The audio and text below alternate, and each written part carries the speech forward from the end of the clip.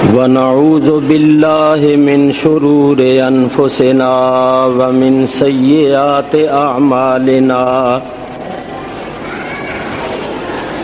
من يهده الله فلا مضل له ومن يضلله فلا هادي له ونشهد أن لا إله إلا الله وحده لا شريك له ونشهد أن سيدنا ومولانا وشفيعنا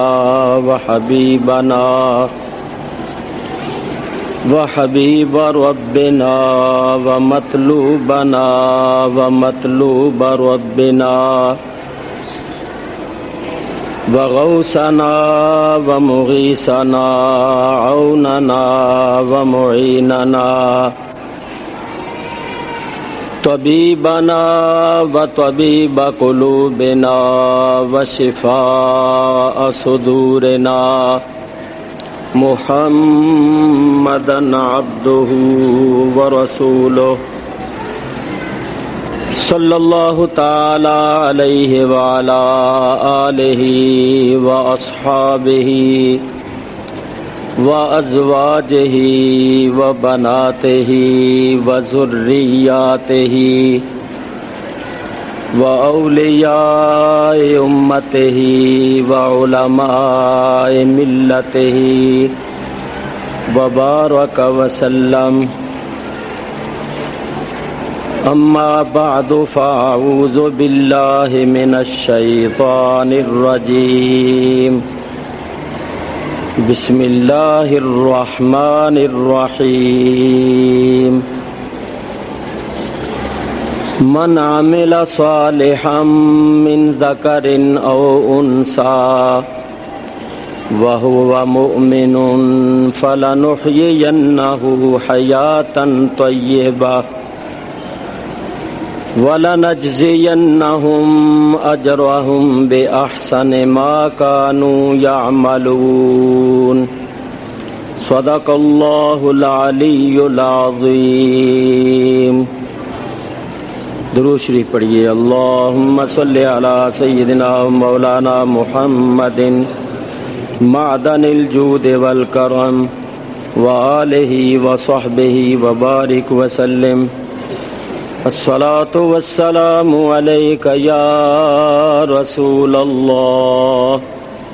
الصلاة والسلام علیک یا حبیب اللہ. الصلاة والسلام علیک یا رحمة للعالمین وعلى آلک واصحابک یا شفیع المذنبین.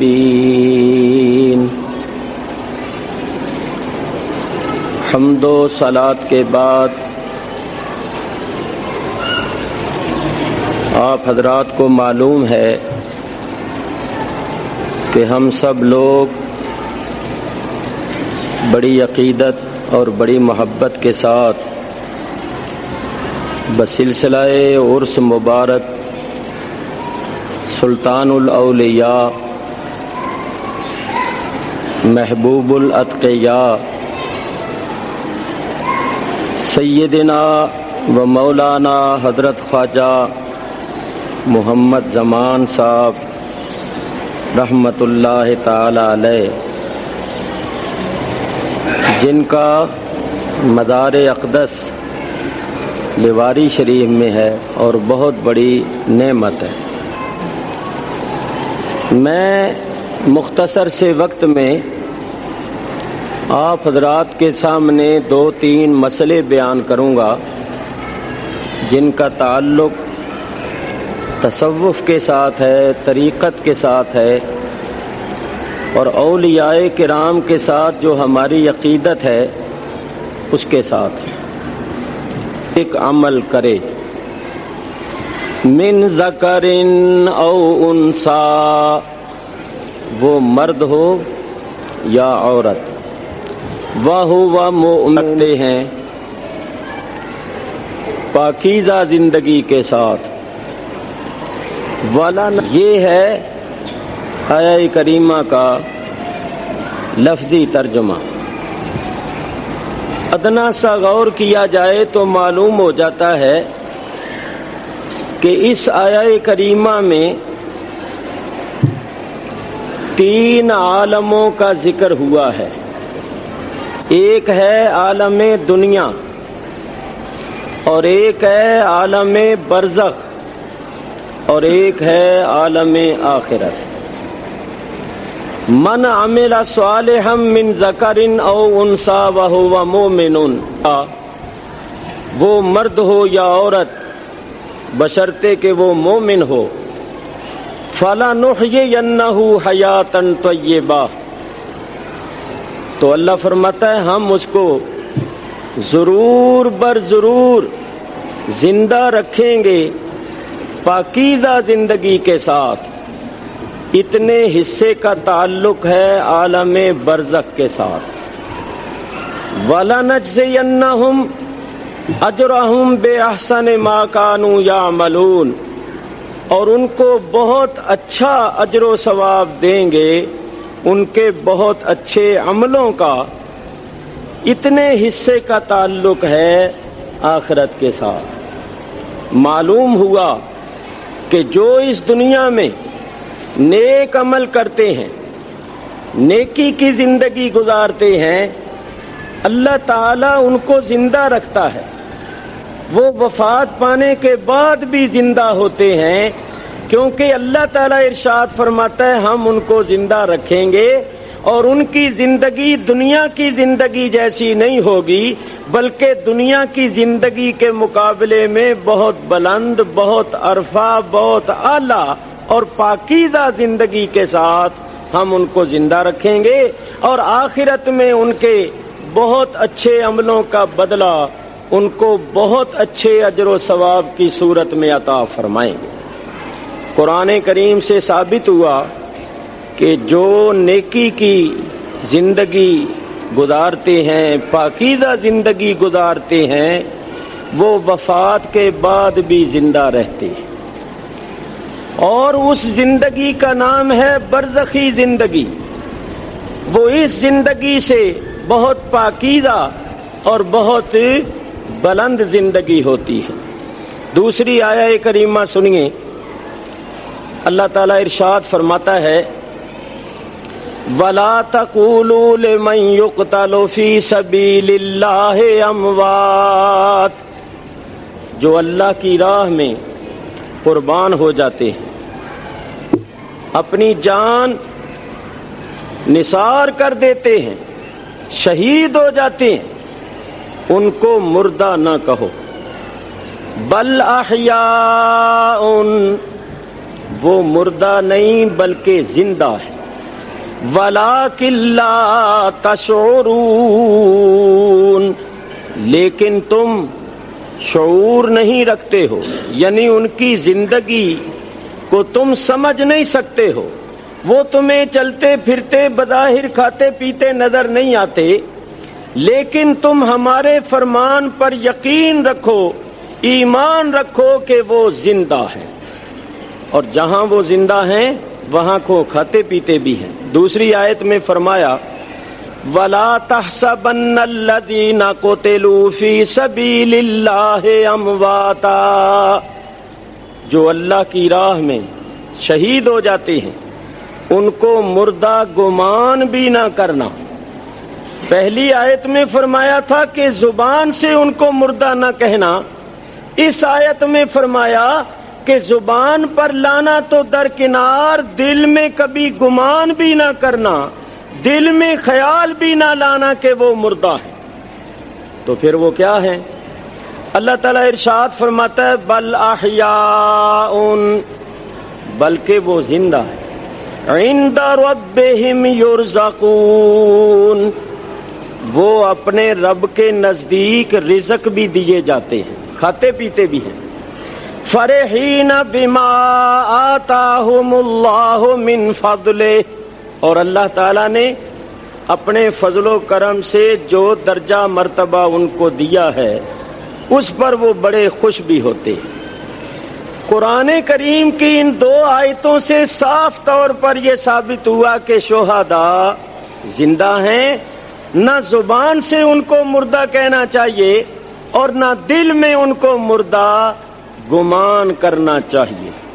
جب آپ حضرات نے یہ سن لیا کہ شہداء زندہ ہیں تو یاد رکھیے شہید کس کو کہتے ہیں؟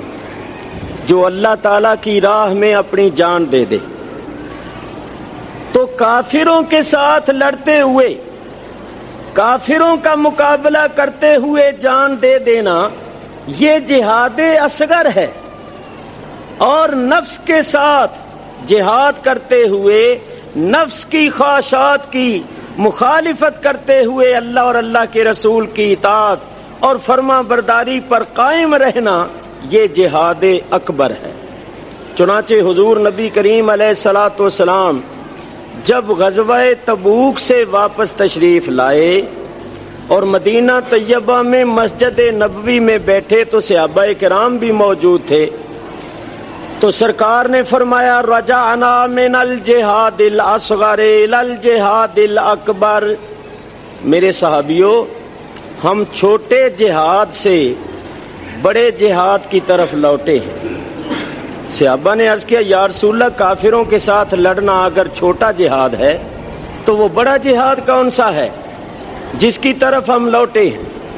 تو حضور علیہ الصلوۃ والسلام نے ارشاد فرمایا اللہ تعالیٰ اور اس کے رسول کی اطاعت اور فرما برداری کرتے ہوئے نفس کے ساتھ لڑنا یہ جہاد اکبر ہے۔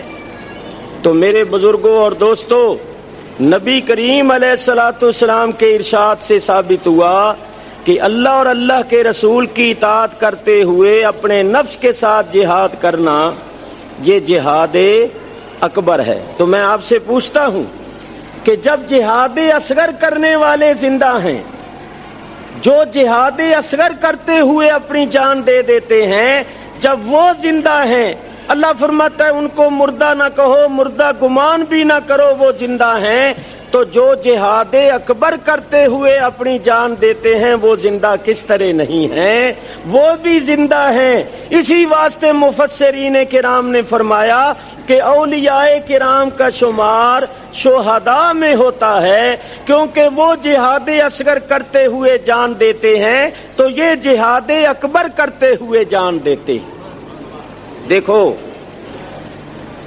واقعی نفس کے ساتھ جہاد کرنا یہ جہاد اکبر ہے۔ مثلا کافروں کے ساتھ لڑنے کا موقع کبھی کبھی کسی کو ملتا ہے، بعض مرتبہ 100 برس تک 200 برس تک جنگ نہیں ہوتی، اور اگر ہوتی ہے کافروں کے ساتھ جنگ تو اس جنگ میں سب لوگ حصہ نہیں لے سکتے۔ وہ حصہ لے سکتے ہیں جنہوں نے جنگی ٹریننگ حاصل کی ہو، یا مالی طور پر مالداروں نے مال دے کر اس جنگ میں حصہ لے لیا۔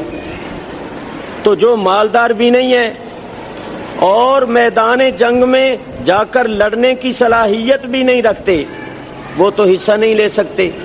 تو میں عرض یہ کر رہا ہوں کہ کافروں کے ساتھ جو جنگ ہوتی ہے اس میں کسی کو حصہ لینے کا موقع ملتا ہے، اور بعض مرتبہ 100 150 200 برس تک جنگ نہیں ہوتی، لیکن نفس کے ساتھ تو 24 گھنٹے ہی جنگ جاری ہے۔ تو اب آپ بتائیے کہ ایک دشمن تو وہ ہے جس سے کبھی کبھی پالا پڑتا ہے، اور ایک دشمن وہ ہے جس سے 24 گھنٹے ہی لگی ہوئی ہے، تو کون سا بڑا دشمن ہوا؟ نفس۔ اسی واسطے نفس کے ساتھ جہاد کرنا جہاد اکبر قرار دیا ہے۔ دوسری بات یہ ہے کہ کافر جو ہے وہ ظاہری دشمن ہے اور نفس جو ہے وہ باطنی دشمن ہے۔ ظاہری دشمن کو پچھاڑنا، شکست دینا آسان ہوتا ہے، اور جو باطنی دشمن ہو، نظر بھی نہ آئے، اس کو پچھاڑنا اور شکست دینا بڑا مشکل ہوتا ہے۔ جو اوپر سے دوست ہو، اندر سے دشمن ہو، اس کو شکست دینا اور اس سے دھوکے سے بچنا بہت سخت ہوتا ہے۔ تو یاد رکھیے کافر ظاہری دشمن ہے اور نفس جو ہے یہ باطنی دشمن ہے. وہ تو کھلا دشمن ہے، یہ اوپر سے دوست ہے، اندر سے دشمن ہے. تو اس قسم کے دشمن کو شکست دینا واقعی بڑی ہمت کی بات ہے، بہت سخت بات ہے. اسی واسطے نفس کے جہاد کو جہاد اکبر فرمایا. میں 2-3 منٹ آپ کو اشارتاً بتا دوں کہ جہاد اکبر کس طرح کیا جاتا ہے. شاید کوئی اس پر عمل کر لے تو اس کی زندگی پاکیزہ زندگی ہو جائے اور مجھے بھی اللہ تعالی ثواب عطا فرما دے. دیکھیے ہم لوگ سوئے ہوئے ہوتے ہیں، صبح کا وقت ہوتا ہے، اذان ہوتی ہے، مؤذن کہتا ہے حی علی الصلاۃ، آؤ نماز کی طرف، حی علی الفلاح، آؤ فلاح کی طرف، الصلاۃ خیر من النوم، نماز نیند سے بہتر ہے. تو ایمان اور روحانیت کا تقاضا یہ ہے کہ آدمی اٹھے اور نرم و گرم بسترے کو، اپنے آرام کو، اپنی راحت کو چھوڑ دے. اور نفس کا تقاضا یہ ہوتا ہے کہ سویا رہے. آج دیر سے سوئے ہیں، اگر نیند پوری نہ ہوئی تو صبح کام اچھی طرح نہیں ہو سکے گا، طبیعت حاضر نہیں ہوگی. نفس کہتا ہے سویا رہے. تو اگر ہم سوئے رہے تو جماعت ہو گئی، یہاں تک کہ نماز کا وقت بھی نکل گیا اور سورج نکل آیا. تو میں آپ سے پوچھتا ہوں کہ بتائیے کس کی فتح ہوئی؟ نفس کی. ایمان اور روحانیت کا تقاضا پامال ہوا اور نفس کی خواہش جو تھی وہ پوری ہوئی. تو یہ جہاد ہے. یہ جہاد بتا رہا ہوں کہ نفس کے ساتھ جہاد کیسے کیا جاتا ہے. جب نفسانیت یعنی نفسانی خواہشات کی تکمیل ہو گئی، خواہشات نفسانی تو پوری ہوئی لیکن ایمانی اور روحانی تقاضے پامال ہوئے تو فتح ہو گئی نفس کی اور روحانیت کی ہو گئی شکست. اٹھے، اٹھ کر ضروریات زندگی سے فارغ ہوئے. اب جانا ہے دفتر میں یا جانا ہے اپنے کاروبار وغیرہ میں، تو منہ پر ہاتھ پھیرا، بال نکلے ہوئے ہیں، خیال کیا کہ شیو کرنے والی ہو گئی ہے، داڑھی مونڈنے والی ہو گئی ہے، اور آپ بیٹھ گئے سیفٹی ریزر لے کر یا حجام کو بلا لیا اور داڑھی منڈا دی. تو بتائیے یہ داڑھی منڈانا اللہ رسول کا حکم ہے، ایمان اور روحانیت کا تقاضا ہے یا خواہش نفس ہے؟ خواہش نفس ہے. ہمارا نفس یہ چاہتا ہے کہ ہم داڑھی نہ رکھیں. تو جس وقت ہم نے داڑھی منڈا دی تو ایمان اور روحانیت کی شکست ہو گئی اور نفس کی خواہش کی تکمیل ہو گئی. جو نفس کی خواہش تھی وہ پوری ہو گئی. خیر ہم ناشتہ واشتہ کر کے باہر نکلے. آج کل زمانہ ہے اوریانی کا، عورتیں بے پردہ پھرتی ہیں. تو نفس کہتا ہے دیکھ، ایمان کہتا ہے مت دیکھ. ایمان اور روحانیت کا تقاضا یہ ہے کہ غیر محرم عورتوں کو مت دیکھو. نفسانی خواہش یہ ہے کہ دیکھو. تو جب ہم نے دیکھا تو ایمانی اور روحانی تقاضا تو پامال ہو گیا، اس کی شکست ہو گئی اور خواہشات نفسانی کی تکمیل ہو گئی. صرف داڑھی پر بات نہیں ہے، اسی طرح جھوٹ ہے، غیبت ہے، بیہودہ گوئی ہے، ملاوٹ ہے، جتنی بھی برائیاں ہیں، اگر ہم ان برائیوں کو کرتے رہیں اور ایمانی اور روحانی تقاضوں کو پامال کرتے رہیں تو نتیجہ کیا نکلے گا کہ ہماری روحانیت پے در پے شکستیں کھا کھا کھا کے کمزور ہو جائے گی اور ایک دن آئے گا کہ مردہ ہو جائے گی. کیونکہ جب روح کو روح کی غذا نہیں ملے گی تو ظاہر ہے کہ وہ کمزور ہو جائے گی اور ایک دن آئے گا کہ وہ مر جائے گی.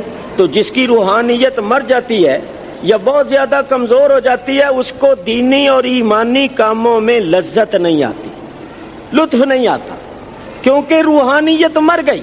روحانیت زندہ ہوتی تو اس کو ایمانی اور روحانی کاموں میں بڑا لطف آتا، بڑی لذت آتی۔ اب ہماری یہ حالت ہوتی ہے کہ پہلے تو مسجد میں جانے کو جی نہیں چاہتا، اور اگر چلے جائیں تو کہتے ہیں کسی طرح جلدی نکلیں۔ اسی طرح قرآن پڑھنے بیٹھیں گے تو ایک دو صفحے پڑھیں گے تو نیند آنے لگ جائے گی یا طبیعت اکتا جائے گی، اور فلم لگی ہوئی ہوگی یا اور کوئی تماش بینی کا مسئلہ ہوگا تو 3 گھنٹے ہماری آنکھ نہیں جھپکے گی۔ وجہ کیا ہے؟ وجہ یہ ہے کہ وہ پہلی بات تھی جس کا تعلق ہے روحانیت کے ساتھ، اور روحانیت مردہ ہو چکی ہے۔ دوسری بات کا تعلق ہے نفسانیت کے ساتھ، اور نفسانیت زندہ ہے بلکہ بڑی قوی اور توانا ہو گئی ہے، لہذا اس کو نفسانی کاموں میں تو لطف و لذت آئے گی لیکن روحانی کاموں میں لطف و لذت نہیں آئے گی۔ تو جس شخص کی، دھیان سے سنو، جس شخص کی روحانیت مردہ ہو جائے، بہت کمزور ہو جائے، اور اس پر نفسانیت کا غلبہ ہو جائے، تو پھر اس شخص کے خیالات بھی نفسانی، تقاضے بھی نفسانی، کام بھی نفسانی۔ ایسا شخص شکل و صورت کے اعتبار سے تو انسان ہی رہتا ہے مگر حقیقت میں حیوان سے بھی بدتر ہو جاتا ہے۔ اسی واسطے اللہ فرماتا ہے اولئک کالانعام بل ھم اضل، یہ لوگ تو حیوانوں جیسے ہیں بلکہ ان سے بھی گئے گزرے اور بدتر، کیونکہ حیوان میں تو عقل نہیں ہے، شعور نہیں ہے، وہ تو بے عقل اور بے شعور ہو کر اس طرح کی حرکتیں کرتا ہے، اور انسان کو تو اللہ نے عقل و شعور سے سرفراز کیا ہے، یہ با عقل اور با شعور ہو کر حیوانوں جیسے کام کرے تو پھر حیوانوں سے بدتر ہوا یا نہیں ہوا۔ یہ تھا تصویر کا ایک رخ۔ اب آئیے دوسری طرف، یہ اللہ والے جو ہوتے ہیں، چاہے سردی ہو چاہے گرمی ہو، سفر ہو حضر ہو، تھکے ہوئے ہوں، میں نے دیکھا ہے کہ سندھی اور یہ ہماری میمنی زبان جو ہے یہ پنجابی سے ملتی جلتی، تو پنجابی کا شعر پڑھوں گا تو آپ سمجھ جائیں گے۔ فرماتے ہیں رات پوے تے بے دردانو، رات پوے تے بے دردانو، نیندر پیاری آوے، او درد مندانو یاد سجن دی تے ستیاں آن جگاوے۔ یہ ساری باتیں لگن کی ہیں، محبت کی ہیں۔ جب محبت ہو جاتی ہے تو محبت پھر بڑے بڑے مشکل کام بھی کروا لیتی ہے، اور محبت والے کے نزدیک وہ بڑے مشکل کام بھی بڑے آسان ہو جاتے ہیں۔ تو یہ ساری باتیں ہیں لگن کی۔ اچھا صاحب، انہوں نے تہجد پڑھی، تہجد جو ہے اس کا بڑا اجر و ثواب ہے۔ تہجد کے بعد دعا مانگی، پھر انہوں نے تسبیح نکال لی، درود شریف پڑھ رہے۔ جب ہم درود شریف پڑھتے ہیں، ایک درود شریف ہم نے پڑھا تو اس کو ایک فرشتہ لے کر چل پڑا، دوسرا پڑھا تو دوسرا، تیسرا پڑھا تو تیسرا۔ یہ نہیں کہ فرشتہ بیٹھا رہتا ہے کہ پڑھ لے میں ایک دم اکٹھا ہی لے جاؤں گا، نہیں، ایک درود کو ایک فرشتہ لے کر چل پڑتا ہے۔ ادھر تسبیح کے دانے گرتے جاتے ہیں، ادھر فرشتوں کی قطار بڑھتی جاتی ہے، صلاۃ و سلام تک فرشتوں کی قطار لگ جاتی ہے۔ پہلا فرشتہ حاضر ہوتا ہے، یا رسول اللہ، آپ کے فلاں امتی نے، فلاں جگہ کے رہنے والے نے آپ کی بارگاہ میں ان الفاظ کے ساتھ درود و سلام کا ہدیہ پیش کیا ہے۔ دوسرا، تیسرا، آج یہاں کرو تو ہماری ایڑی زمین پر نہیں لگتی، ہم اونچے ہو کے چلتے ہیں۔ ارے کیا سمجھتے ہو، ہم بہت بڑے آدمی ہیں، ہمارا ذکر بادشاہ کے دربار میں ہوتا ہے۔ ارے یہ دنیا کے بادشاہ کیا ہیں، چے نسبت خاک راب عالم پاک نبی کریم علیہ الصلوۃ والسلام جو اللہ کے حبیب ہیں، باعث ایجاد دو عالم ہیں، شہنشاہ جو ہیں دنیا کے، وہ ان کی خاک کا سرما بناتے ہیں اور ان کی خاک کو سر پر رکھتے ہیں، اور کہتے ہیں اگر ان کی خاک کے پاس سر پر رکھنے کو مل جائے تو یہ تاج و تخت سے بھی افضل ہے۔ اس سرکار، اس شہنشاہ دو جہاں کی بارگاہ میں ہمارا ذکر ہوتا ہے۔ جب ہم درود و سلام پڑھتے ہیں تو دربار بھی نوری، سرکار بھی نوری، فرشتے بھی نوری، اور اس پاک دربار میں، اس نوری سرکار میں ہمارا ذکر ہوتا ہے. تو یہ کوئی معمولی بات نہیں ہے. تو یہ اللہ والے روزانہ تہجد کے بعد درود شریف پڑھتے. اذان ہو گئی، انہوں نے سنتیں پڑھی، پھر جماعت کے ساتھ نماز پڑھی، پھر بیٹھے تلاوت کرتے رہے، ذکر اذکار کرتے رہے. جب سورج نکل آیا تو انہوں نے 2 نفل یا 4 نفل پڑھ لی اشراق. حضور علیہ الصلوۃ والسلام فرماتے ہیں جو فجر کی نماز جماعت کے ساتھ پڑھے اور وہاں بیٹھا ذکر اذکار کرتا رہے، تلاوت کرتا رہے، اور جب سورج نکل آئے تو وہ 2 رکعت نماز یا 4 رکعت نماز پڑھ لے تو اس کو ایک حج اور ایک عمرے کا ثواب ملتا ہے. لیجئے صاحب، ابھی سورج نکلا تو دیکھ لو کہ ان کے نامہ اعمال میں کتنی نیکیاں جمع ہو گئی، انہوں نے کتنی دولت جمع کر لی. اس کے بعد سارا دن یہ اپنے زبان کو قابو میں رکھتے ہیں، جھوٹ سے اجتناب کرتے ہیں، غیبت سے اجتناب کرتے ہیں، بیہودہ گوئی سے اجتناب کرتے ہیں، گالی گلوچ سے اجتناب کرتے ہیں. ہر وقت ذکر اذکار میں ان کی زبانیں تر رہتی ہیں. آنکھوں کو حرام چیزوں کے دیکھنے سے بچاتے ہیں، کانوں کو حرام کلام کے سننے سے بچاتے ہیں، ہاتھوں سے کوئی برا کام نہیں کرتے، پاؤں سے کسی برے کام کی طرف چل کے نہیں جاتے. گویا یہ ایمانی اور روحانی تقاضوں کو پورا کرتے رہتے ہیں اور خواہشات نفسانی کو شکست دیتے رہتے ہیں، پامال کرتے رہتے ہیں. میں نتیجہ پیش کرنے لگا ہوں، ذرا توجہ سے سنیے. جب ان کا نفس سے مراد ہے نفس کی ناجائز خواہشات، جب یہ ان کو پامال کرتے رہتے ہیں، کچلتے رہتے ہیں، تو ایک وقت ایسا آتا ہے کہ خواہشات نفسانی مر جاتی. وہ نفس امارہ جو ہے نا برائی کی طرف کھینچنے والا، وہ مر جاتا ہے اور روحانیت ہی روحانیت ہو جاتی. نفس مر گیا تو اب میں آپ سے پوچھتا ہوں، مجھے بتاؤ موت کس چیز کو آتی ہے؟ کل نفس ذائقۃ الموت. ارے موت کا ذائقہ نفس کے لیے ہوتا ہے، اور یہ تو نفس کو پہلے ہی مار دیتے ہیں. جس نفس کو موت آنی تھی اس نفس کو تو انہوں نے پہلے ہی مار دیا. اب پیچھے تو رہ گئے روح ہی روح، اور روح کو کبھی موت آتی ہی نہیں، لہذا یہ اللہ والے ہمیشہ زندہ ہوتے.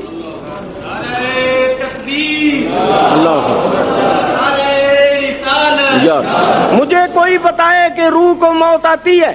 موت نفس کو آتی ہے، اور جس نفس کو موت آتی ہے یہ اس کو پہلے ہی مار دیتے ہیں. اس سے پہلے مر جاؤ. یہ مطلب نہیں ہے کہ خودکشی کر لو، یہ مطلب ہے کہ جہاد کرو نفس کے ساتھ، اللہ اور اللہ کے رسول کی اطاعت کرو اور نفس کی مخالفت کرو. نفس کے ساتھ جہاد کرتے ہوئے نفس کو مار دو. نفس امارہ جب مر جائے گا تو پھر تم سراپا روح بن جاؤ گے، اور روح کو کبھی موت نہیں آتی، لہذا تم زندہ رہو گے اور ہم تمہیں پاکیزہ زندگی کے ساتھ زندہ رکھیں گے.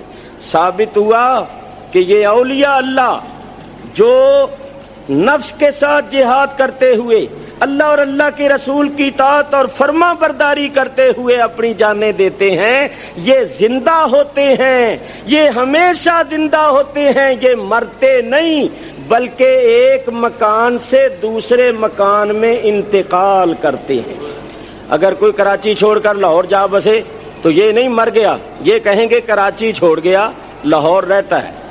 تو اس دنیا کو یہ چھوڑ جاتے ہیں، لیکن دوسری دنیا میں جس کو عالم برزخ کہتے ہیں، برزخ کے معنی ہیں پردے کے، یعنی وہاں یہ زندہ ہوتے ہیں. بات صرف یہ ہے کہ وہ زندہ ہوتے ہیں، کھاتے پیتے ہیں، مگر میری تمہاری نگاہوں سے چونکہ پردے میں ہوتے ہیں، اس واسطے ان کی اس زندگی کو برزخی زندگی یعنی پردے کی زندگی کہا جاتا ہے. بعض لوگ اس کو نہیں مانتے، تو جو نہیں نہ مانتے وہ بھی سچے، کیونکہ ان میں اس درجے کا کوئی ہوتا ہی نہیں، ان میں کوئی ولی اللہ ہوتا ہی نہیں ہے کہ جس کو یہ زندگی نصیب ہو، ان میں کوئی ایسا ہوتا ہی نہیں ہے. تو وہ بھی سچے اور ہم بھی سچے، کیونکہ یہ اولیاء اللہ جتنے بھی ہوئے ہیں سب ہم میں ہوئے ہیں. تو میاں گھر والوں کی بات گھر والوں سے پوچھی جاتی ہے، بات ہو گھر والوں کی پوچھتے پھرو باہر والوں سے، اس کو کیا خبر ہے؟ گھر والوں کی بات گھر والوں سے پوچھو، اولیاء اللہ کی بات ان سے پوچھو جن میں اولیاء اللہ ہوئے ہیں اور جن میں اولیاء اللہ ہیں۔ اب سنو، معلوم ہوا کہ اولیاء اللہ زندہ ہے، سب کہو اولیاء اللہ زندہ ہے۔ اب یہ جو لوگ ہیں مخالف، وہ کہتے ہیں جی کہ یہ تو ٹھیک ہے کہ وہ بڑے درجے والے ہیں، اللہ کے پیارے ہیں، اللہ کے دوست ہیں، انہوں نے عبادت کر کے اللہ کو راضی کر لیا، جنت کے حقدار بن گئے یہ وہ، مگر یہ جو تم ان کو پکارتے ہو، مدد مانگتے ہو، تو تم تو بیٹھے ہو کراچی میں اور وہ ہیں لیواری شریف میں، تم بیٹھے ہو کراچی میں اور وہ ہیں بغداد شریف میں، تم بیٹھے ہو کراچی میں اور وہ ہیں اجمیر شریف میں، تم بیٹھے ہو کراچی میں اور وہ ہیں پاک پتن شریف میں، جتنے بھی اولیاء اللہ ہیں بڑے بڑے، تو وہ سنتے کیسے؟ وہ تو قبروں میں پڑے ہوئے ہیں، اور قبروں سے نکل کر تمہاری مدد کیسے کرتے؟ تو میں عرض کروں کہ میں نے لیواری شریف میں بھی یہ مضمون بیان کیا تھا، یہاں اشارتاً عرض کرتا ہوں۔ اللہ تعالیٰ ارشاد فرماتا ہے کہ جو بندہ ہمارا محبوب بن جاتا ہے تو پھر محبوبیت کے مرتبہ و مقام پر پہنچ کر اس کو یہ درجہ حاصل ہو جاتا ہے کہ اللہ فرماتا ہے اس کا دیکھنا ہمارا دیکھنا ہو جاتا ہے، اور اس کا سننا ہمارا سننا ہو جاتا ہے، اس کا بولنا ہمارا بولنا ہو جاتا ہے، اس کا تصرف کرنا ہمارا تصرف کرنا ہو جاتا ہے۔ گویا آنکھ اس بندے کی ہوتی ہے، دیکھنا ہمارا ہوتا ہے، کان اس بندے کی ہوتی ہیں، سننا خدا کا ہوتا ہے، زبان اس بندے کی ہوتی ہے، بولنا خدا کا ہوتا ہے، ہاتھ اس بندے کے ہوتے ہیں، مگر قوت خدا کی کام کرتی ہے۔ وہ خدا نہیں بن جاتا بلکہ خدا کی صفتوں کا مظہر بن جاتا ہے۔ مظہر اس میں ظرف ہے جس کے معنی ظاہر ہونے کی جگہ۔ اب میں اس کے لیے دو مثالیں دیتا ہوں۔ یہ جو لوہا ہے نا، لوہا، اس لوہے کے اندر ذاتی طور پر جلانے کی صفت نہیں ہے، ذاتی طور پر لوہے کے اندر جلانے کی صفت نہیں ہے، لیکن جب اس لوہے کو آپ آگ کے اندر رکھ دیں اور یہ لوہا اپنی ہستی کو، اپنی ذات کو آگ کی نظر کر دے، آگ میں فنا کر دے، تو پھر کیا ہوگا؟ آگ اس کو اپنے رنگ میں رنگ لے، یہ سرخ ہو جائے گا، یہ پھر زبان حال سے کہے گا انا النار، میں آگ ہوں، خبردار مجھے ہاتھ نہ لگانا ورنہ جلا دوں گا۔ تو بتائیے اس لوہے کے اندر جو آگ کی صفت پیدا ہو گئی وہ کیسے ہو گئی؟ وہ صفت اس کی اپنی ذاتی صفت نہیں تھی۔ جب اس نے اپنی ہستی کو آگ کی نظر کیا تو آگ نے اس کو اپنے رنگ میں رنگ لیا، آگ نے اپنی صفت کو اس کی صفت پر غالب کر دیا۔ اب یہ بھی آگ بن گیا، جو صفت آگ کی ہے وہ اس کے اندر اب ظاہر ہو رہی ہے، یہ بھی جلائے گا۔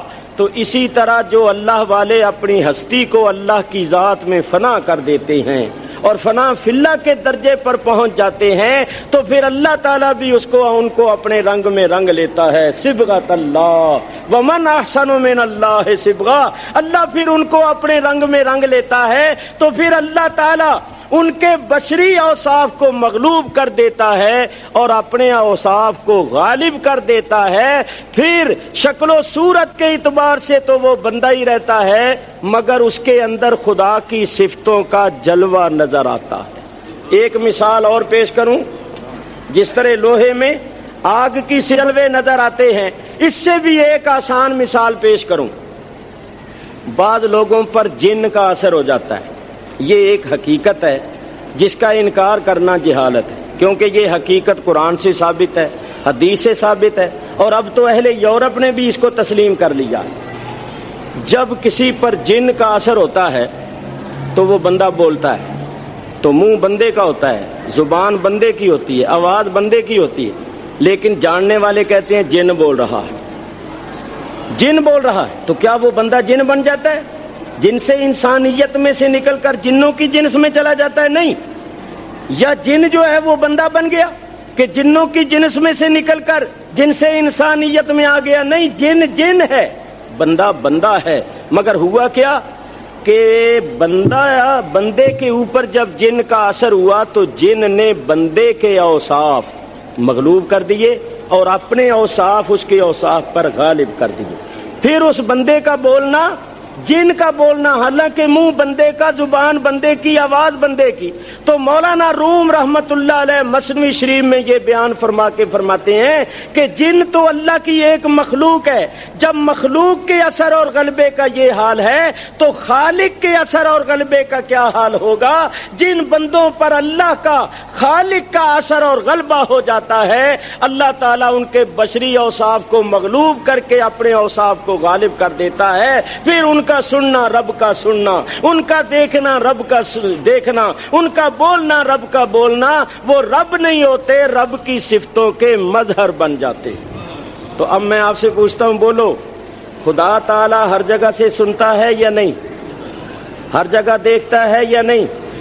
تو یہ اللہ والے جب اللہ کی صفتوں کے مظہر ہو گئے، ان کا دیکھنا اللہ کا دیکھنا ہو گیا، تو پھر یہ اللہ کی صفت کے مظہر بن کر یہ بھی ہر جگہ دیکھنے لگ جاتے، یہ بھی ہر جگہ کی آوازوں کو سننے لگ جاتے.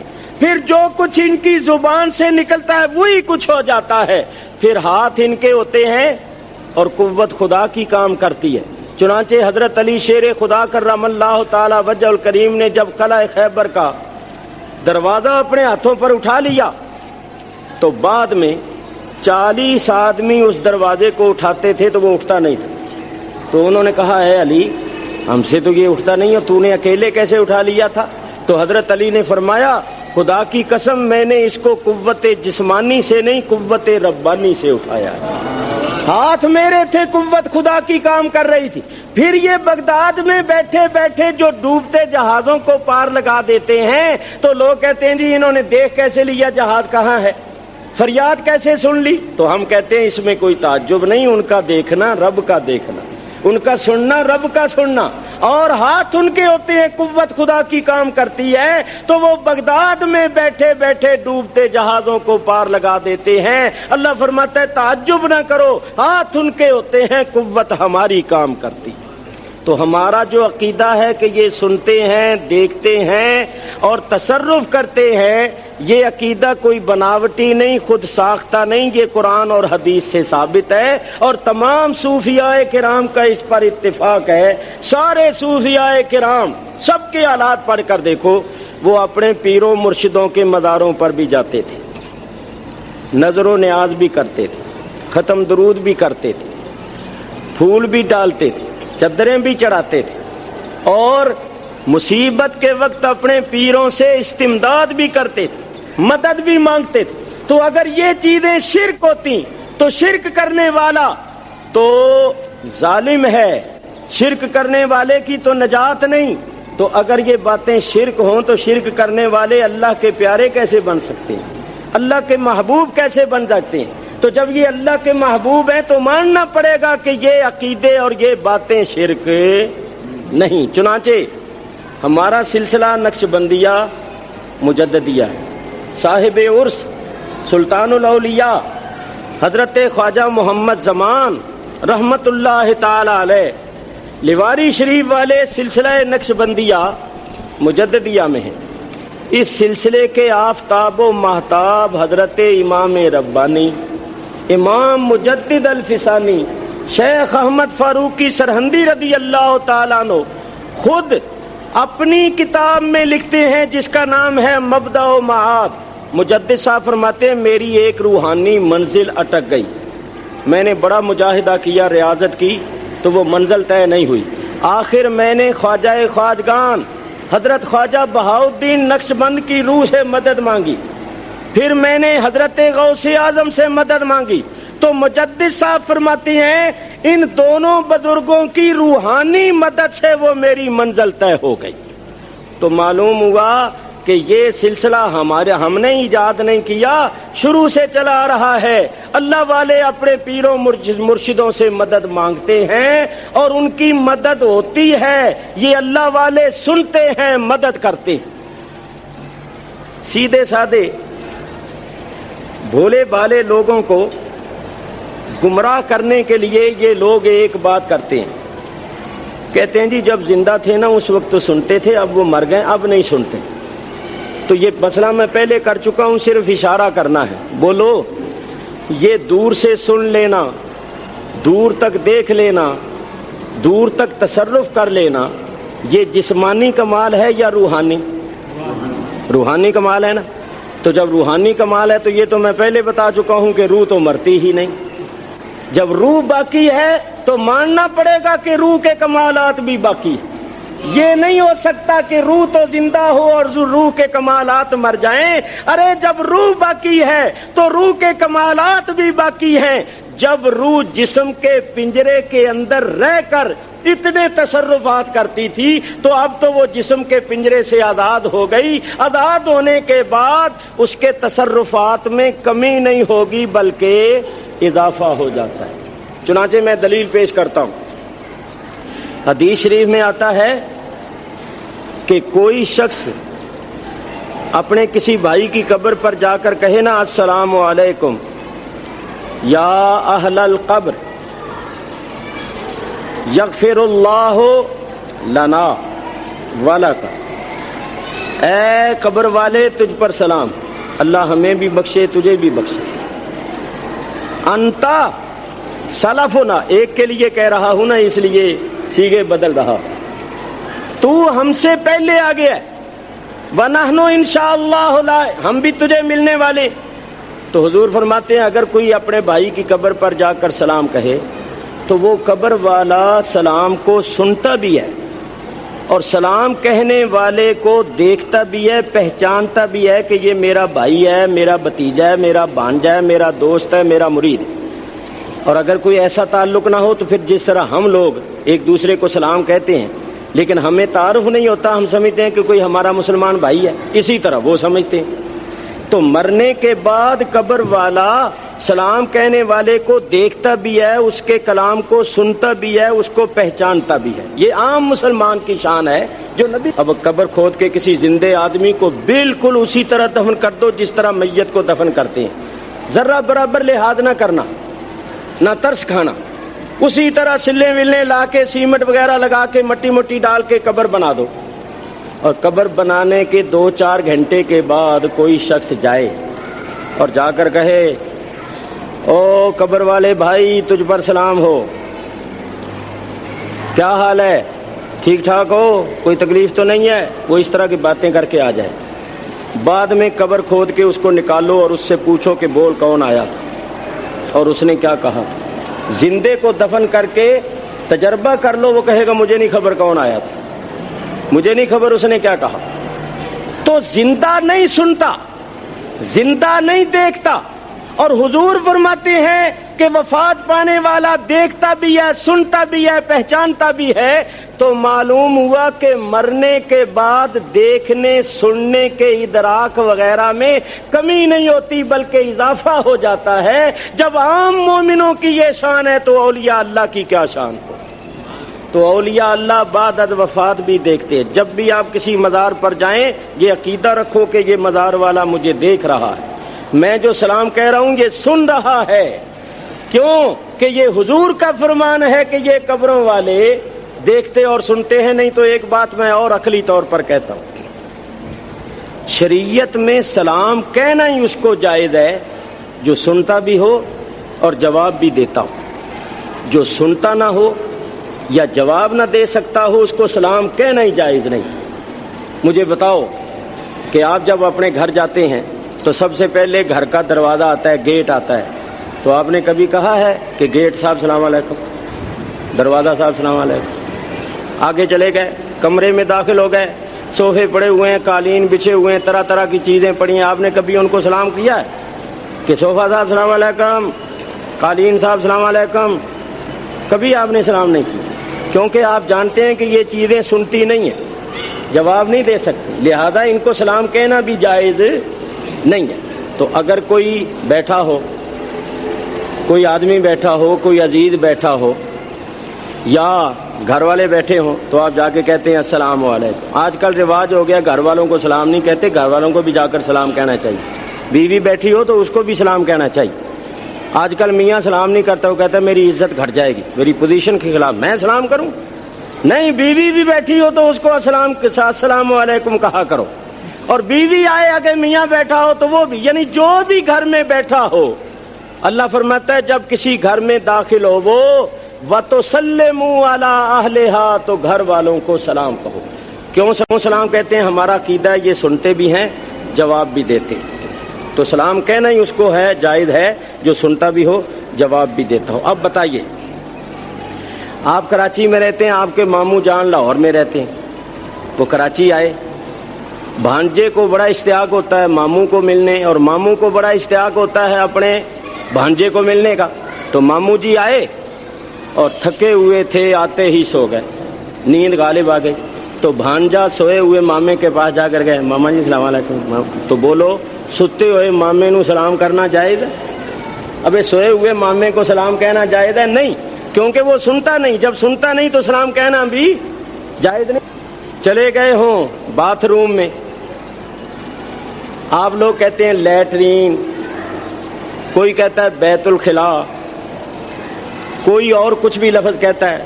یہاں ایک قوم ہے کراچی میں، انہوں نے بڑا ہی اچھا نام رکھا ہے اس کا، انہوں نے نام رکھا ہے سوچستان، اور یہ حقیقت ہے کہ جو سوچ وہاں آتی ہے کسی جگہ نہیں آتی۔ میں نے کہا یہ نام انہوں نے بڑا اچھا رکھا ہے، خیر یہ تو ہو گیا لطیفہ، اللہ تعالیٰ معاف کرے۔ تو اگر آپ کے ماموں جان السلام علیکم، تو بولو اس وقت ماموں کو سلام کہنا جائز ہے؟ وہ اندر سنتا نہیں ہے، سنتا ہے مگر اس حالت میں جواب نہیں دے سکتا، لہذا سلام کہنا بھی جائز نہیں۔ اچھا آئیے اب ذرا دوسری طرف بدلیں، آپ کے ماموں جان آئے، انہوں نے آتے ہی نماز پڑھنی شروع کر دی، اب وہ نماز پڑھ رہے ہیں، اور بھانجا آگے جا کر کھڑا ہو جائے گا، ماما جی السلام علیکم، تو بولو نماز پڑھتے ہوئے مامے کو سلام کرنا جائز ہے؟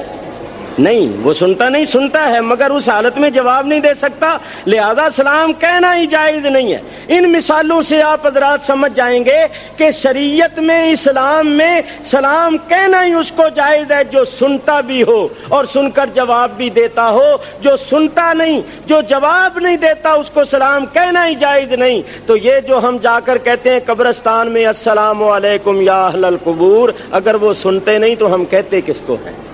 ماننا پڑے گا وہ سنتے بھی ہیں، جواب بھی دیتے ہیں۔ یہاں سے ایک مسئلہ اور بھی حل ہو گیا، آپ پانچوں وقت نماز میں کہتے ہیں السلام علیکہ ایھا النبی ورحمۃ اللہ وبرکاتہ، سلام ہو تجھ پر اے نبی، اللہ کی رحمتیں اور برکتیں۔ تو اگر نبی کریم سنتے ہی نہیں تو آپ سلام کہتے کس کو ہیں؟ ارے جو سنتا نہ ہو اس کو تو سلام کہنا ہی جائز نہیں ہے۔ یاد رکھو ہمارے نبی پاک علیہ الصلوۃ والسلام سنتے بھی ہیں اور سن کر جواب بھی ارشاد فرماتے۔ خیر یہ ضمناً باتیں آ گئیں، یہ سنتے ہیں کیونکہ یہ سننا روحانی صفت ہے، یہ تصرف کرنا روحانی صفت ہے، اور روح کو موت نہیں آتی، یہ زندہ ہوتے ہیں، سنتے ہیں، دیکھتے ہیں اور تصرف کرتے ہیں۔ اب دو باتیں کر کے میں گفتگو ختم کروں گا۔ اولیاء اللہ کے یوم وفات کو یوم عرس کیوں کہتے ہیں؟ بہت مختصر عرض کروں گا۔ عرس کے معنی ہیں کہ شادی ہونا، تو کیا کہتے ہیں کہ آج فلاں کا عرس ہے، کیونکہ عرس کے معنی شادی کے۔ اسی واسطے دولہے کو بھی اور دلہن کو بھی عروس کہتے ہیں۔ عربی میں کیا کہتے ہیں؟ عروس، دولہے کو بھی اور دلہن کو بھی۔ تو جس وقت یہ اللہ والے مومن صالح انتقال کرتا ہے تو آپ نے بارہا سنا ہوا، میں نے اشارہ ہی کرنا ہے کہ جب دفن کرنے والے روح اس بندے میں لوٹا دی جاتی ہے، فرشتے اٹھا کر بٹھا دیتے ہیں، تو سوال کرتے ہیں من ربوں کا، تیرا رب کون ہے؟ وہ قبر والا مومن ہوتا ہے تو کہتا ہے میرا رب ہے، تو قبر والا مسلمان ہوتا ہے تو وہ کہتا ہے دین یا الاسلام، میرا دین اسلام۔ تیسرا سوال کرتے ہیں من نبیوں کا، تیرا نبی کون ہے؟ تو وہ قبر والا مومن ہوتا ہے تو کہتا ہے محمد الرسول اللہ صلی اللہ علیہ وآلہ وسلم۔ جو ہی وہ سرکار کا نام لیتا ہے تو اس قبر والے کی آنکھوں سے پردے اٹھ جاتے ہیں، اس کو سرکار سامنے نظر آتے ہیں۔ تو فرشتے کہتے ہیں ما کنت تقول فی حق ھذا الرجل، یہ مرد کامل جو تیرے سامنے جلوہ افروز ہے، ان کو پہچانتا ہے؟ ان کے بارے میں کیا کہتا ہے؟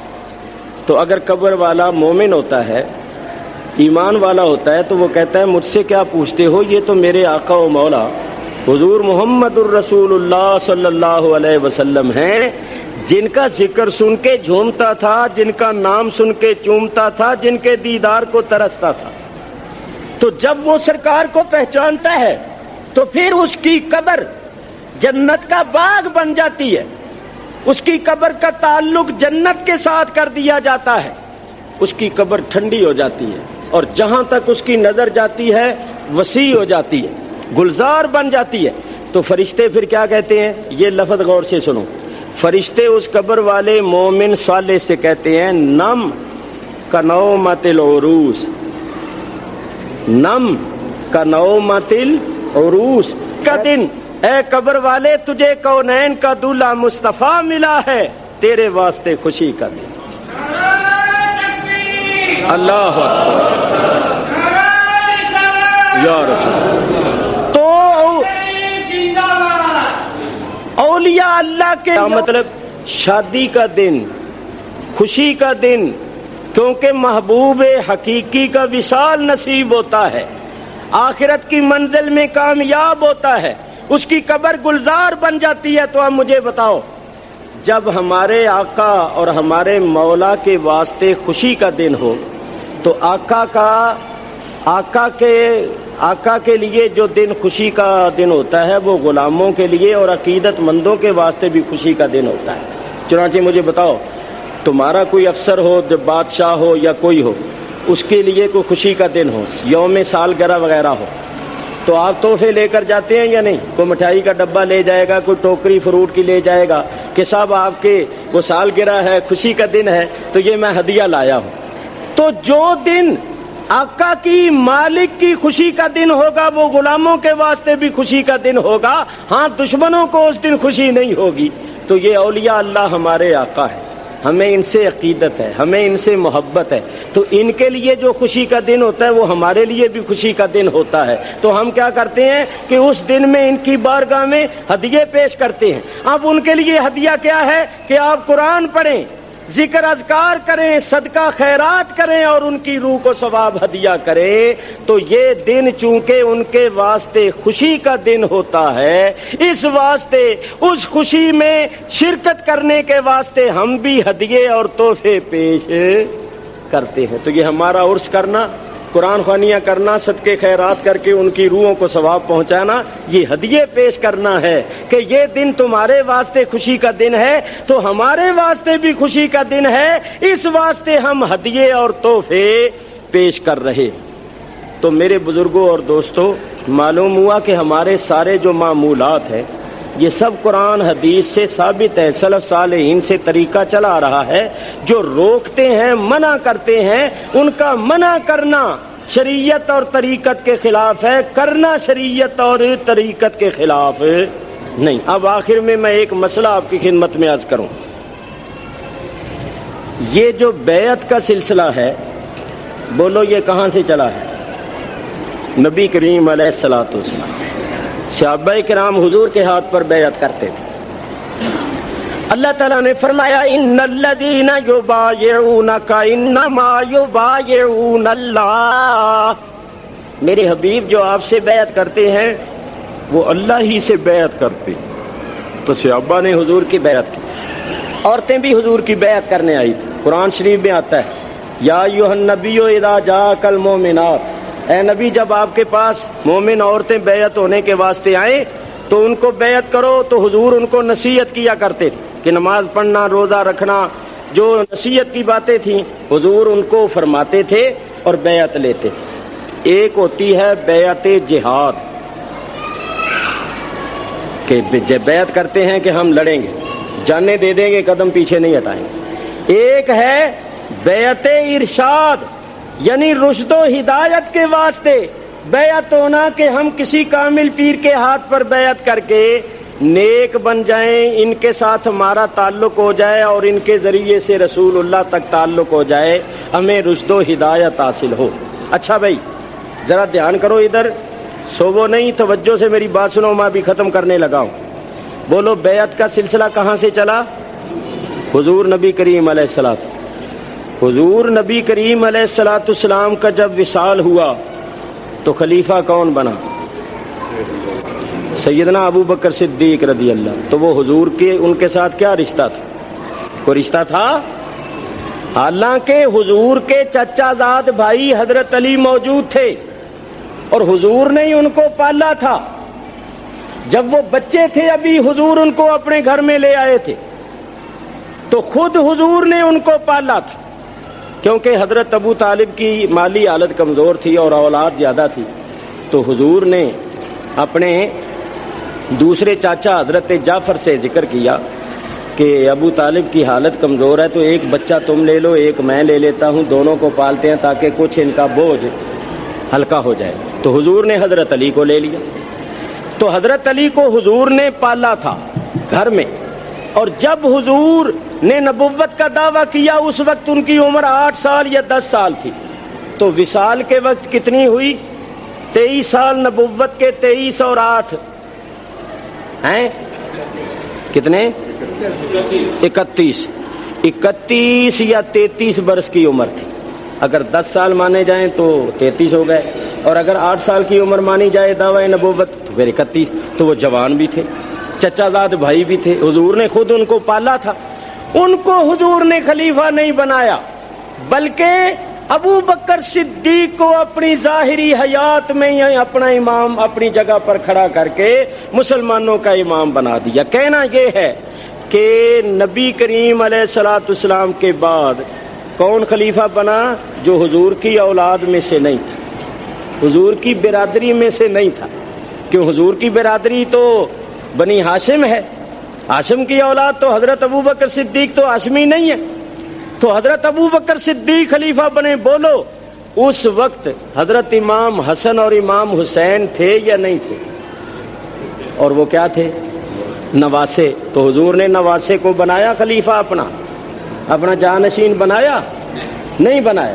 تو جب حسن حسین جیسے نواسے خلیفے نہیں بنے تو آج اگر کوئی کہے کہ جی نواسے کا ہی حق ہے تو یہ کیسے ہو سکتا ہے؟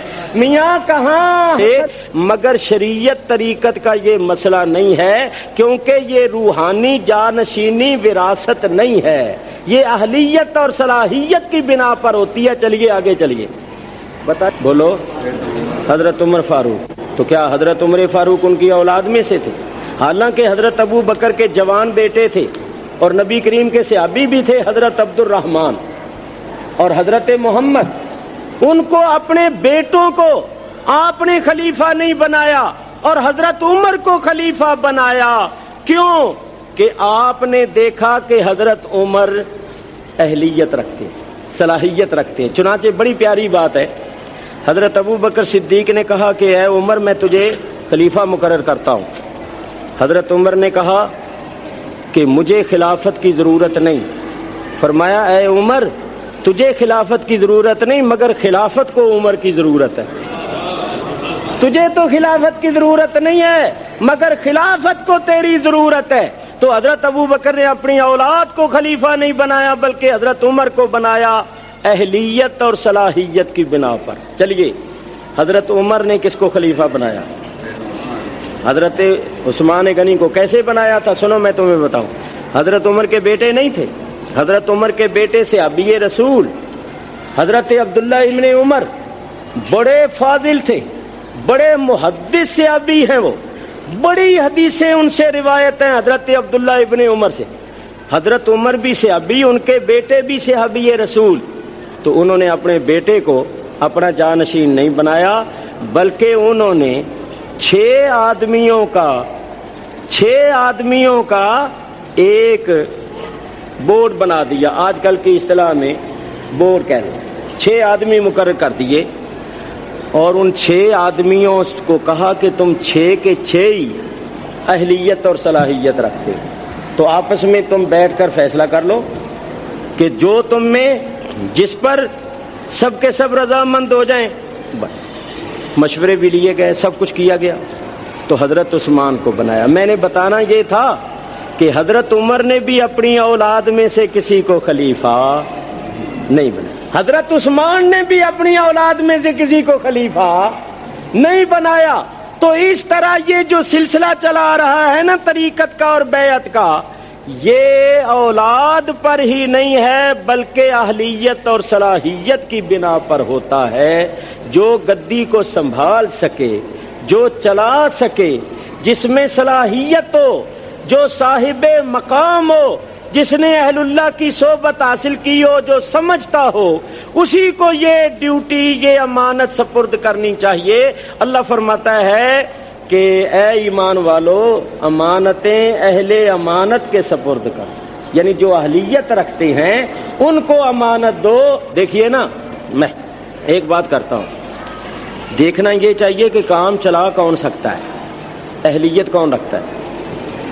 ایک ہے پائلٹ جو جہاز چلاتا ہے، اور ایک ہے مولوی جو بہت بڑا محدث ہو، مفسر ہو، فقیہ ہو، نمازی ہو، پرہیزگار ہو، تہجد گزار ہو۔ تو کوئی کہے او میاں یہ پائلٹ تو نہ نماز پڑھتا ہے نہ روزہ رکھتا ہے، اس کو کیوں، اس کے سپرد کیوں جہاز کرتے ہو؟ یہ مولوی صاحب ماشاءاللہ بڑے محدث ہیں، بڑے مفسر ہیں، بڑے فقیہ ہیں، تہجد گزار ہیں، یہ جہاز ان کے سپرد کرو، یہ چلائیں گے۔ تو جاننے والے کہیں گے اس میں کوئی شبہ نہیں کہ مولوی صاحب محدث بھی ہیں، مفسر بھی ہیں، فقیہ بھی ہیں، تہجد گزار بھی ہیں، مگر چونکہ یہ جہاز چلانا نہیں جانتے تو وہاں تسبیح تو نہیں نہ پھیرنی، وہاں تو جہاز چلانا ہے۔ اور یہ پائلٹ جو ہے یہ اگرچہ محدث مفکر نہیں مگر جہاز چلانے کی صلاحیت رکھتا ہے، اسی کا ہی سپرد کرو، اس کے عملوں کا نہ دیکھو، اس کے ہنر کو دیکھو۔ تو چنانچہ وہ ایک ہے نا لطیفے کا لطیفہ، اور مولوی صاحب بیٹھے کشتی میں، تو وہ کشتی چلانے والا جو تھا نا، کیا بولتے ہیں آپ اس کو، ملاح، ہم تو اس کو ملاح ہی کہتے ہیں۔ تو مولوی صاحب نے پوچھا ملاح صاحب سے کہ بھائی تو نے صرف ناو پڑھی ہے؟ صرف ناو مطلب یہ ہے کہ عربی جاننے کے قاعدے ضابطے، گرامر، تو نے پڑھی ہے صرف ناو؟ اس نے کہا جی مجھے کیا خبر ہے صرف ناو کس کو کہتے ہیں، میں نے نہیں پڑھی۔ مولوی صاحب کہیں گے تو نے تو اپنی آدھی زندگی برباد کر، تیری آدھی زندگی برباد ہو۔ تو کہیں گا چلو شکر ہے جی، آدھی تو باقی ہے، آدھی تو برباد ہو گئی۔ تھوڑی دور گئے تو وہ کشتی اچکولے کھانے لگ گئی، بالکل ڈوبنے کے قریب ہو گئی۔ تو ملاح نے پوچھا مولوی صاحب تیرنا جانتے ہو؟ انہوں نے کہا نہیں۔ تو انہوں نے کہا میری تو آدھی گئی تھی، تمہاری ساری خطرے میں ہے، میری تو آدھی گئی، ڈوب جاؤ گے۔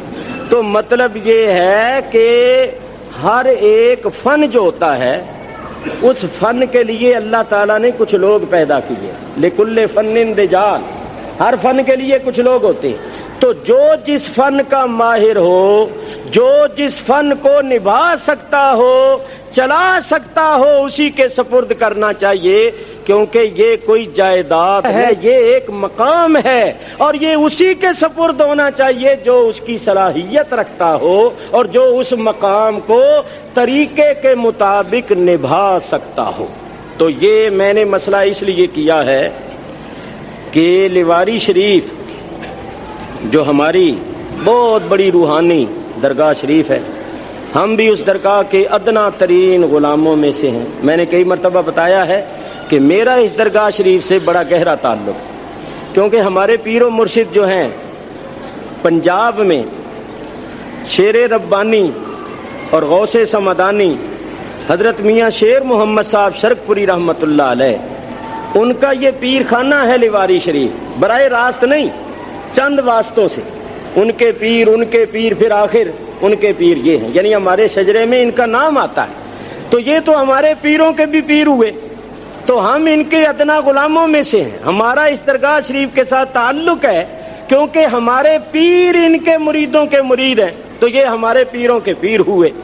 تو اس واسطے میں ہمیشہ جاتا ہوں، اور یہ حقیقت میں کہوں گا کہ ہمارے دلوں میں شوق پیدا کرنے والے، شوق تو پہلے بھی تھا مگر اس میں اضافہ کرنے والے اور ہمیں وہاں لے جانے والے یہ بیٹھے ہوئے ہیں، ہمارے دادا جان، دادا بھائی، یہ ہمارے غلام محمد بھائی ہیں، عبداللہ بھائی ہیں، ان کو لوگ کہتے ہیں نا دادے جو ہوئے، یہ سب کے دادے ہیں۔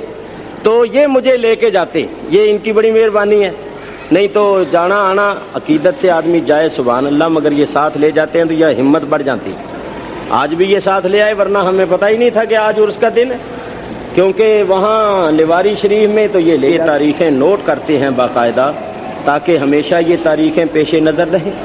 تو بہر صورت لیواری شریف کی درگاہ شریف بہت بڑی درگاہ ہے اور اس درگاہ کے اب سجادہ نشین مقرر ہوئے ہیں. ہمارے قبلہ جو سجادہ نشین ہیں وہاں حضرت قاضی احمد رحمۃ اللہ علیہ کے بھی اور انہی کو مقرر کیا گیا ہے درگاہ لیواری شریف کے سلسلے میں. تو اس سلسلے میں آپ حضرات کسی قسم کا تردد نہ کریں، شک نہ کریں. جب بڑے حضرت صاحب ان کو مقرر کر گئے خلیفہ ہوتا ہے. ہمیں کسی سے کوئی اناد نہیں، ہمیں کسی سے کوئی مخالفت نہیں. جو بھی حضرت سے تعلق رکھتے ہیں اور حضرت کی اولاد میں سے ہیں یا کسی قسم کا بھی تعلق اور نسبت ہے، ہم ان سب کا احترام کرتے ہیں، سب سے عقیدت محبت رکھتے ہیں. لیکن اصول طریقت یہ ہے کہ جن کو بزرگ مقرر کر جائیں یا جو صاحب صلاحیت ہو وہی جانشین اور خلافت کا حقدار ہوتا ہے. تو میاں فیض محمد صاحب قبلہ بلا شبہ اہلیت بھی رکھتے ہیں، صلاحیت بھی رکھتے ہیں، پرانے تجربہ کار ہیں اور ماشاءاللہ میں نے دیکھا ہے، آپ سے گفتگو بھی کی ہے نجی طور پر. آپ بڑے علم والے بھی ہیں. یہ الگ بات ہے کہ وہ وعظ وغیرہ نہیں کرتے لیکن ان کو معلومات دینی بہت زیادہ ہیں اور اللہ تبارک و تعالیٰ کا بڑا فضل و کرم ہے. میں ان الفاظ پر گفتگو ختم کرتا ہوں. دعا کرتا ہوں کہ اللہ تبارک و تعالیٰ اس آستانہ عالیہ لیواری شریف کو حضرت قاضی احمد اور جتنے بھی ہمارے بزرگان دین کے آستانے ہیں اللہ ان سب کو سلامت باکرامت رکھے اور جتنے لوگ بھی ان آستانوں پر جاتے ہیں سب اور ان کی برکت سے دو جہانوں میں اللہ تبارک و تعالی ہم پر کرم فرمائے. وآخر دعوانا ان الحمد للہ رب العالمین.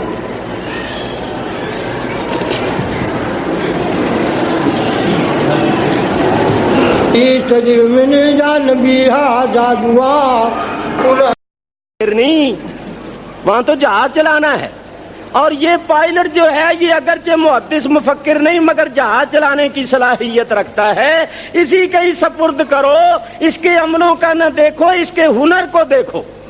تو چنانچہ وہ ایک ہے نا لطیفے کا لطیفہ، اور مولوی صاحب بیٹھے کشتی میں تو وہ کشتی چلانے والا جو تھا نا، کیا بولتے ہیں آپ اس کو؟ ملاح.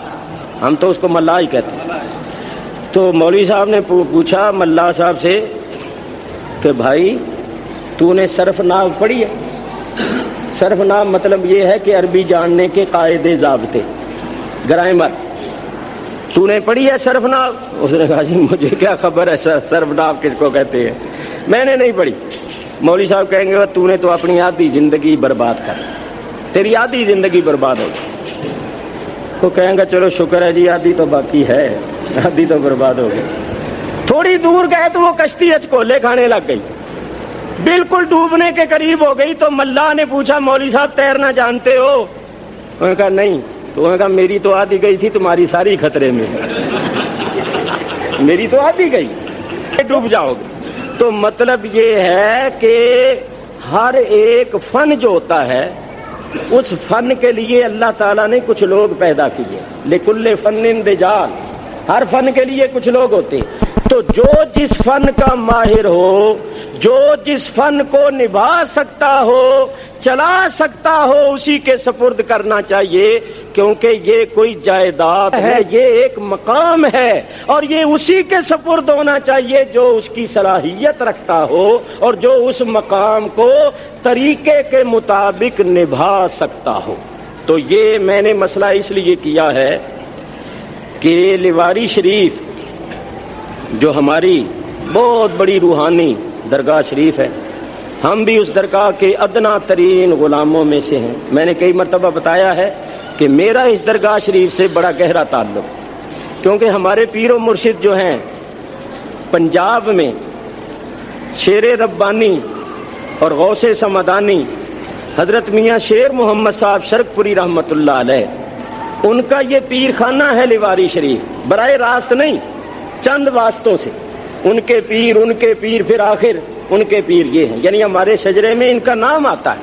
تو یہ تو ہمارے پیروں کے بھی پیر ہوئے، تو ہم ان کے ادنا غلاموں میں سے ہیں. ہمارا اس درگاہ شریف کے ساتھ تعلق ہے کیونکہ ہمارے پیر ان کے مریدوں کے مرید ہیں. تو یہ ہمارے پیروں کے پیر ہوئے. تو اس واسطے میں ہمیشہ جاتا ہوں، اور یہ حقیقت میں کہوں گا کہ ہمارے دلوں میں شوق پیدا کرنے والے، شوق تو پہلے بھی تھا مگر اس میں اضافہ کرنے والے اور ہمیں وہاں لے جانے والے یہ بیٹھے ہوئے ہیں. ہمارے دادا جان، دادا بھائی، یہ ہمارے غلام محمد بھائی ہیں، عبداللہ بھائی ہیں.